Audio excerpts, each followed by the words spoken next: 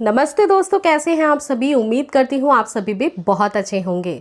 दोस्तों, प्रेगनेंसी के दौरान या फिर प्रेग्नेंट महिला के मन में हमेशा ये चिंता रहती है कि प्रेगनेंसी के दौरान घर के कौन से काम आपको छोड़ देने हैं और डिलीवरी के पहले इन आदतों को सुधार लेना है ताकि समय पे लेबर पेन आए और ताकि समय पे डिलीवरी आसानी से नॉर्मल हो सके। कई बार डिलीवरी में कॉम्प्लिकेशन होने की वजह से आपकी सिजेरियन सेक्शन होती है, ऑपरेशन हो जाती है और हर महिला यही चाहती है प्रेग्नेंट कि उनकी नॉर्मल डिलीवरी हो जाए, क्योंकि उसमें आपको बहुत बेनिफिट होता है। आपके हेल्थ को रिकवर होने में बहुत क्विकली कम समय लगता है। आप बच्चे को स्तनपान करा पाती हैं। बाकी ऑपरेशन में इस तरह की जटिलताएं, मुश्किलें फेस करनी पड़ती है फीमेल्स को। तो इसी वजह से हर महिला यही चाहेगी, अगर 100 में फीमेल्स हैं तो 99% महिलाओं का यही होता है कंसर्न कि मेरी नॉर्मल डिलीवरी होनी चाहिए। तो कुछ बातों का विशेष ध्यान रखिएगा, वरना नॉर्मल डिलीवरी में दिक्कतें होंगी और फिर वो ऑपरेशन में चेंज हो जाएगा। सबसे पहली बात का ध्यान रखना है कि वज़न को कंट्रोल में रखना है। प्रेगनेंसी में फूड क्रेविंग बहुत होती है, बहुत ज़्यादा अपनी मन मर्जी की चीज़ें को खाने के लिए महिलाएं प्रीफेयर करती हैं, क्योंकि उनका हार्मोनल इतना ज़्यादा चेंज होता है कि पैलेट का जो टेस्ट है वो चेंज हो जाता है, जिसकी वजह से हमेशा उनको बाहर का खाना या फिर तीखा खटाई इस तरह का खाने का मन करता है। फूड क्रेविंग ठीक है, प्रेगनेंसी का एक इम्पॉर्टेंट सिम्टम्स है, प्रेगनेंसी में हार्मोनल चेंजेस की वजह से होता है, लेकिन इसका मतलब ये नहीं है कि आप अनहेल्दी फूड लेते रहें। अगर आप बहुत ज़्यादा ऑयली फूड लेती हैं, बाहर का खाना खाती हैं, तो उसमें न्यूट्रिशन की वैल्यू बहुत कम होती है और कार्बोहाइड्रेट बहुत ज़्यादा होने की वजह से फैट बढ़ जाता है। अगर आपका बहुत ज़्यादा फैट बढ़ता ही रहेगा तो फिर नॉर्मल डिलीवरी नहीं हो पाएगी। इसीलिए प्रेगनेंसी में हाईली रिकमेंडेड होता है कि 12 से 17 kilo he weight put on female का होना चाहिए जो प्रेग्नेंट है। इसी कारण आप जब प्रेगनेंसी में आप अपने रेगुलर हेल्थ चेकअप के लिए डॉक्टर से मिलती हैं तो वो वेइंग मशीन पे आपका वेट खड़े करके ज़रूर चेक करती हैं कि आपका वेट कितना इंक्रीज हो रहा है। इसके साथ ही दूसरी बात का ध्यान रखिए कि प्रेगनेंसी के दौरान बेबी आपके गर्भ के अंदर पानी में होता है और इस पानी को, इस तरल पदार्थ को एमनियोटिक फ्लूइड कहा जाता है। इस फ्लूइड की जो मात्रा होती है वो हमेशा सोनोग्राफी में चेक की जाती है ताकि बच्चा अच्छे से पेट के अंदर सुरक्षित रहे।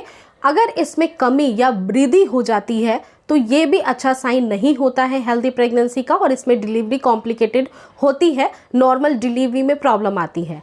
अगर आपकी इम्यूनिटिक फ्लूइड कम है तो पानी आपकी बॉडी में कम है, यानी कि आप ठीक तरह से हाइड्रेट नहीं है। अपने आप को हाइड्रेट रखिए। इसी वजह से प्रेगनेंसी में नारियल पानी पीना बहुत ज़्यादा रिकमेंडेड होता है। सुबह आपको एक नारियल का पानी ज़रूर लेना चाहिए और दिन भर में करीब 1-1 घंटे पे 1-1 ग्लास पानी पीना बहुत ज़रूरी है एक प्रेग्नेंट महिला के लिए। इससे आपकी त्वचा से संबंधित जो भी परेशानी है जो प्रेगनेंसी में हार्मोनल चेंजेस की वजह से होती है वो भी ठीक हो जाती है। दूसरी बात, डाइजेस्टिव सिस्टम जो आपका बिगड़ा रहता है प्रेगनेंसी हार्मोन बढ़ने की वजह से, वो भी ठीक होता है। तीसरी बेनिफिट ये होती है कि अगर आप पानी अच्छे से पीती रहती हैं तो फिर फ्रेंड्स आपको बहुत ज़्यादा पेन, बॉडी पेन की प्रॉब्लम भी नहीं आती है। और चौथी बेनिफिट कि आपका बेबी जो एमनियोटिक फ्लूइड में है उसकी मात्रा में बहुत ही अच्छे से वो मेंटेन रहेगा, नॉर्मल डिलीवरी में हेल्प मिलेगी। इसीलिए पानी की कमी कभी भी नहीं होने देना है, बॉडी डिहाइड्रेट नहीं होनी चाहिए। इसी तरह से कई बार किन्हीं कारणों की वजह से एमनियोटिक फ्लूइड बढ़ भी जाता है, तो अगर बढ़ा हुआ एमनियोटिक फ्लूइड है तो वो आपकी सोनोग्राफी रिपोर्ट में आ जाएगा। तो इस कंडीशन में भी नॉर्मल डिलीवरी में दिक्कत हो सकती है। इसके अलावा आप तीसरी बात का ध्यान रखना कि प्रेगनेंसी में एक्टिव होना, एक्टिव रहना बहुत इंपॉर्टेंट है आपकी बॉडी का। इस वजह से इम्पॉर्टेंट है क्योंकि जितना एक्टिव रहेंगी इट मीन्स कि आपकी क्षमता के अकॉर्डिंग अपनी कंफर्ट जोन को नहीं छोड़ना है।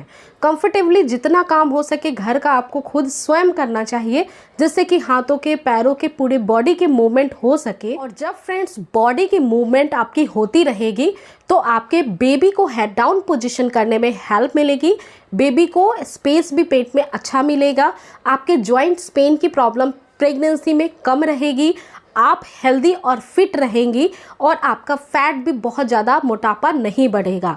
दूसरी बात का ध्यान रखिएगा कि जो महिला एक्टिव होती है वर्किंग होती है, जो 9 महीने तक अपने आप को एक्टिव रखती है, जैसे कि घर का काम करती है, अगर ऑफिस वर्क है तो ऑफिस वर्क करती हैं, तो उनकी चांसेस बहुत ज़्यादा रहती है नॉर्मल डिलीवरी की, क्योंकि उनकी जो लीगामेंट्स होती हैं, जो मसल्स होती हैं, वो फ्लैक्सिबल बनी रहती है, वो स्टिफ हार्ड नहीं होती हैं, जिसके कारण ना जब बच्चेदानी का मुंह खुलता है तो वो बहुत आसानी से फैल पाता है और बच्चा फिर आसानी से बाहर आ सकता है। इसी की वजह से आपको एक्टिव रहना इम्पॉर्टेंट है, ताकि आपके पेट के नीचे के जो मांसपेशियां हैं वो फ्लैक्सिबल रहे, आपके वहाँ के लिगामेंट्स जो होती हैं आपकी वो भी ज़्यादा अच्छे से फ्लैक्सिबिलिटी मेंटेन कर सके, जो पेल्विक मसल बोन होती हैं।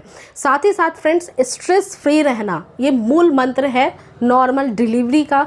स्ट्रेस फ्री मीन्स कि आप जो काम अच्छा लगता है वो करिए लास्ट की कुछ आखिरी के दिनों में, ताकि बीपी कंट्रोल रहे, बीपी का फ्लैक्चुएशन या हाई बीपी नहीं होनी चाहिए, ये भी फिर नॉर्मल डिलीवरी में कॉम्प्लिकेशन हो जाती है इसके वजह से। तो स्ट्रेस फ्री रहिए। एक्टिव रहने के लिए आप मॉर्निंग वॉक, इवनिंग वॉक कर सकती हैं, आप कोई बुक्स पढ़ सकती हैं पेरेंटिंग के पर्पज़ से, या फिर आपको जो अच्छा लगता है सिंगिंग, या फिर आपको म्यूज़िक सुनना अच्छा लगता है, अपनी अपनी हॉबी होती है, इसके हिसाब से ही आप अपने आप को फिट रखिए।